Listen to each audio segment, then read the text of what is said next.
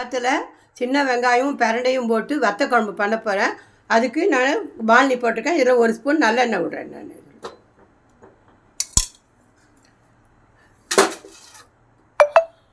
இதில் துவரம்பருப்பு, கடலைப்பருப்பு, மிளகா, வெந்தயம், கொஞ்சோண்டு மிளகு,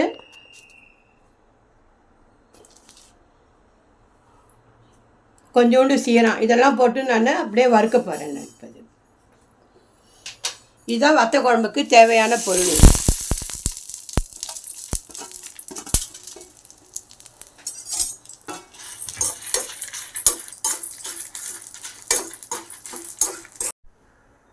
சின்ன வெங்காயம் ஒரு கைப்பிடி அளவுக்கு நான் தோல் உரித்து வச்சுருக்கேன். சின்ன வெங்காயம் பிரண்டை ஒரு 4 கொம்பு அதை கிழித்து நார் எடுத்து நான் இதில் வச்சுருக்கேன். இதையும் நல்லா எண்ணெய் குத்தி வதக்கிக்க போகிறேன். தனியாக இதையும் தனியாக வதக்கிக்க போகிறேன். இது ரெண்டும் சேர்ந்து தான் இன்றைக்கி எங்கள் ஆற்றுல வத்த குழம்பு. இன்றைக்கி வானொலி போட்டிருக்கேன். அதில் ஒரு 2 ஸ்பூன் நல்லெண்ணெய் விட்டுருக்கேன். இப்போ துளி உண்டு கடுகு போட போகிறேன். அதில்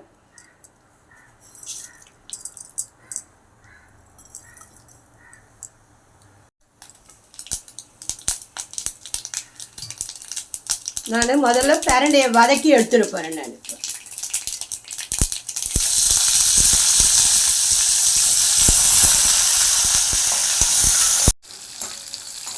எண்ணெய் குத்தி நான் வதக்கின்னு இருக்கேன்.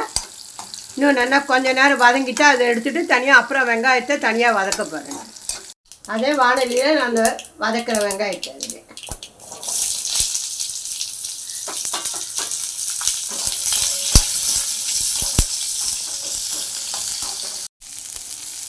நான் இப்போ புளித்தெல்லாம் கரைச்சி வச்சுட்டேன். நல்லா ஒரு 2 டம்ளருக்கு ஏற்ற போல் நான் புளி கரைச்சி கெட்டியாக கரைச்சி கொட்டியிருக்கேன். இப்போ வெங்காயத்தை வதக்கினதை இதிலே நான் கொட்டிடுறேன்.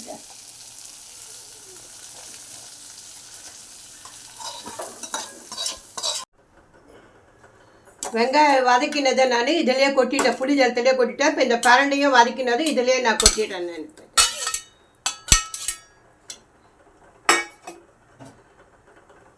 நான் இதுக்கு கட்டை மிளகா அப்படி இல்லை, இது ஆற்றுல அரைச்ச மிளகா அப்படி, இது மிஷன் மிளகா அப்படி. இதையும் நான் ஒரு 2 ஸ்பூன் போடுறேன். நமக்கு எவ்வளோ காரம் தேவையோ அந்த அளவுக்கு நம்ம போட்டுக்கலாம். அவ்வளோதான். இது உப்பு போட்டு நம்ம மஞ்சப்பொடி போட்டு கொதிக்க விடணும்.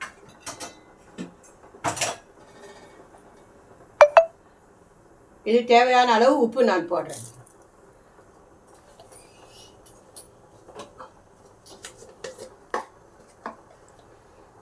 கொஞ்சோண்டு மஞ்சப்பொடி இதில் போடு, பெருங்காயம் இதையும் நான் இதிலே நான் போட்டு வைக்கிறேன். இது கொதிக்கிறதுக்குள்ள நான் போய் வறுத்ததெல்லாம் போய் மிக்சியில் பவுடர் பண்ணிட்டு வந்துடுறேன்.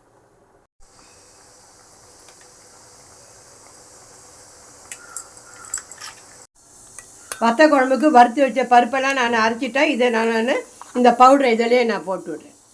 தண்ணிக்கு அரைச்சியும் போடலாம், இப்படி பவுடராகவும் நம்ம போட்டுக்கலாம். எப்படி நமக்கு வசதியோ அந்த மாதிரி போட்டுக்கலாம். நமக்கு எவ்வளோ தேவையோ அந்த அளவு குழம்புக்கு ஏற்ற போல் பவுட்ரு போட்டுக்கலாம்.